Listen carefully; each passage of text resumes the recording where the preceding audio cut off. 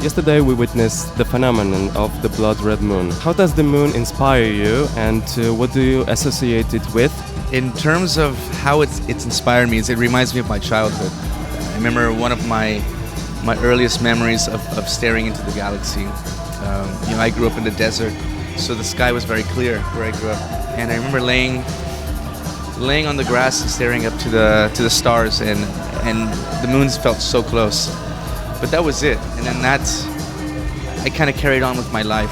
And yeah, when I started writing music for the Soft Moon, when I created the project, I think the title of the project incorporated the moon, but it was a subconscious thing. And after a while, I realized that I think it was connected to that first memory that I had, that early memory I had.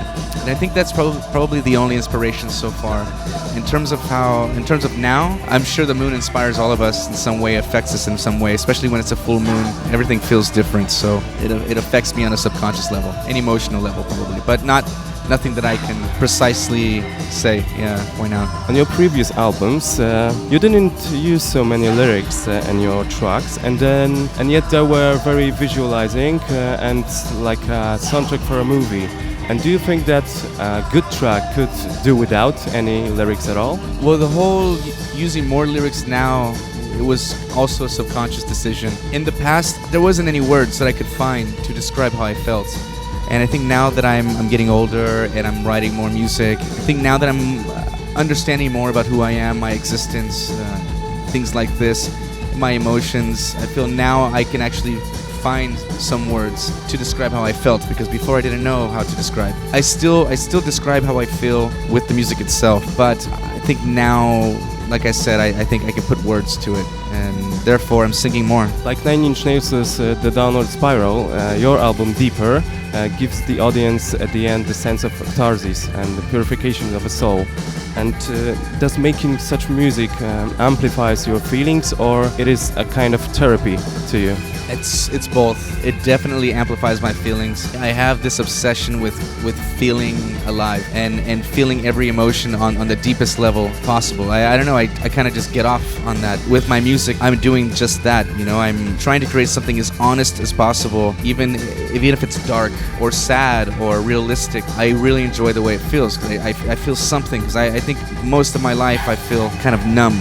I don't really feel anything. I don't know. It's kind of worries me actually that I don't feel anything. If someone were to die, of course I'd be sad that person was gone. But I don't really truly know how I feel about it. I feel like a robot or something. I don't know, without feelings. So therefore, when I create something, it has to be as intense as possible. And also, you mentioned therapy, and it's still very therapeutic for me. But I think more than anything, it's painful.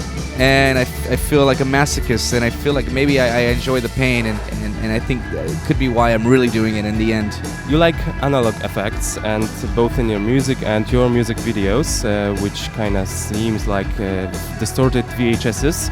And do you sense a kind of nostalgia with the analog effects, or you just feel they're more alive and unpredictable? I think because I myself feel quite amateur with my music, and I feel that the videos should also convey this amateur approach in a way. And also too, it's kind of like an anti-art movement in a way. At the same time, of course, it becomes an art movement in itself. I like the destruction of things, even my t-shirt is completely ripped apart. I think it's the last time I'm wearing it. I just like the corrosion. There's also beauty in that too, so I think I really enjoy the contrast, and I think that's probably why I go for both at the same time. Destroyed means has history, yes, behind it. Exactly. Yeah. Wow, good. Yeah, I didn't think about that. But okay. Yeah, cool. Yeah. You are inspired by places and cities, and how do you feel about touring when a quick visit in a new place seems exciting to you and it could inspire you, or maybe you just need to stay in a place a little longer so it could have an impact for you? Yeah, I mean, there's irony in touring, because we are only in one city for about 24 hours the most. It's probably 24 hours, sometimes even less, but in a way I almost feel like it's meant to be this way. I'm meant to just capture a certain part of the culture. Like when I'm in a city, I'm capturing the fans and the nightlife and the people that are connected to the music, and it's almost like I feel like for me that's enough. to experience a city. I'm experience the part of the city that's connected to me.